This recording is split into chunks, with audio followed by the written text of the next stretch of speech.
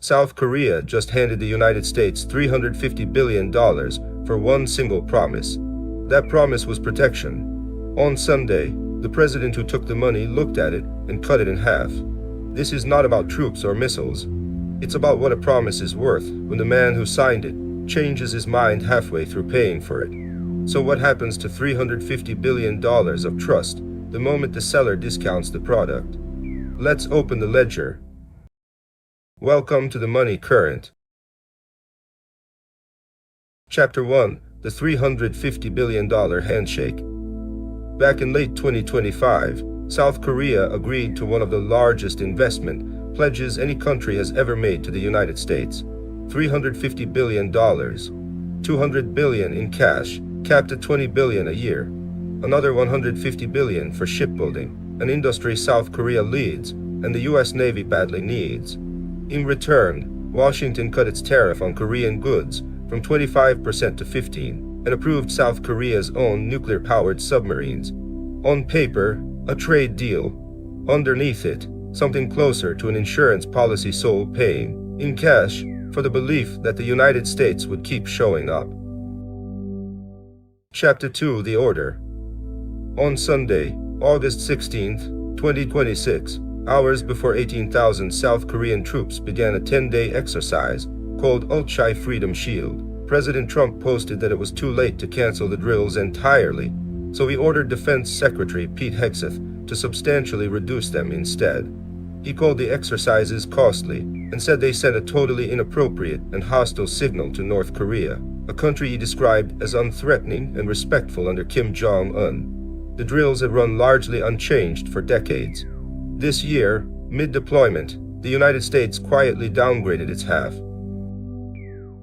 Chapter 3. The $14 million Excuse. So how costly is costly? The Pentagon does not publish an annual price tag for these drills. But there is one number on the record. In 2018, a similar exercise was scrapped at cost of $14 million. $14 million against a $350 billion pledge from the same ally in the same year. That is not a rounding error. It is roughly 0.004% of what Seoul just agreed to pay. If cost were really the reason, it is a strange place to look for savings. Chapter 4. What Seoul actually bought.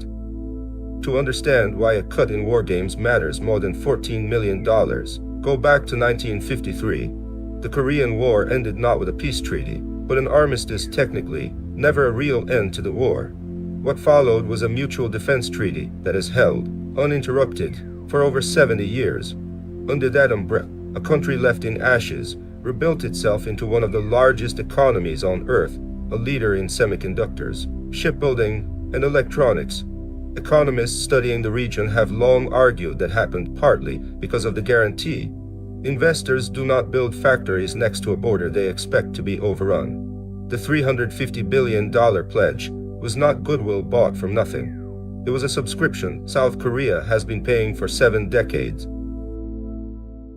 Chapter 5. The Other Side of the Ledger. North Korea did not wait for Trump's announcement. Its foreign ministry got there first, warning it was ready to respond with, quote, the most powerful and overwhelming force. It called Ulchi Freedom Shield a rehearsal for an aggressive war, and promised a new level of deterrent, a phrase that, historically, has meant more missile tests, not fewer.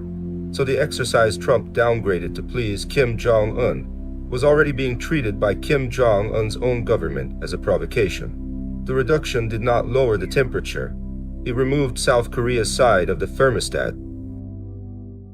Chapter 6. The Real Reason. Here is the detail buried under the North Korea headline.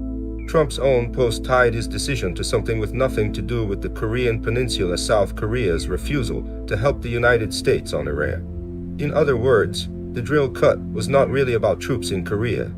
It was leverage, applied in one theater to punish a decision made in a completely different one. For an ally that just wired the first installment of a $350 billion pledge, the message lands like a customer with a spotless payment history, getting a fee deducted over a bill from an entirely different account.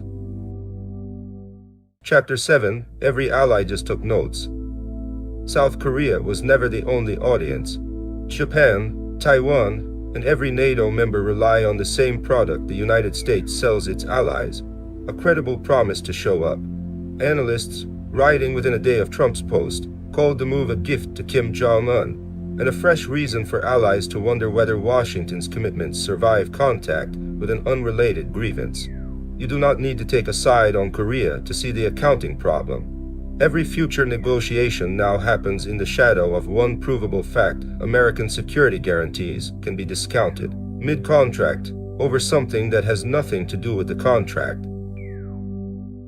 Chapter 8. Markets don't argue, they reprice. Markets do not read foreign policy analysis.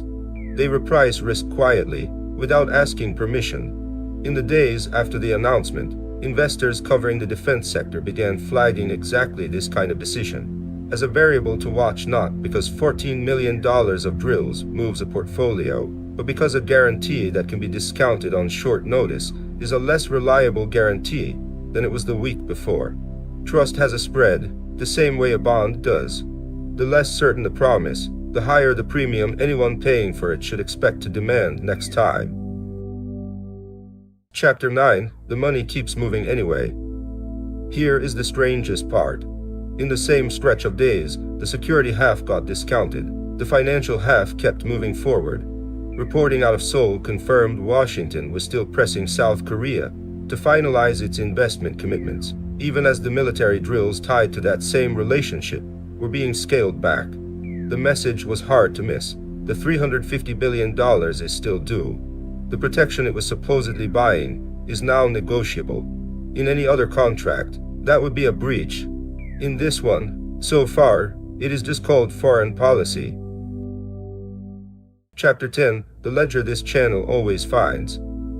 Every story this channel tells lands on the same idea. Whether it is a currency, a bank, or a military alliance, the object on the surface is never the real asset.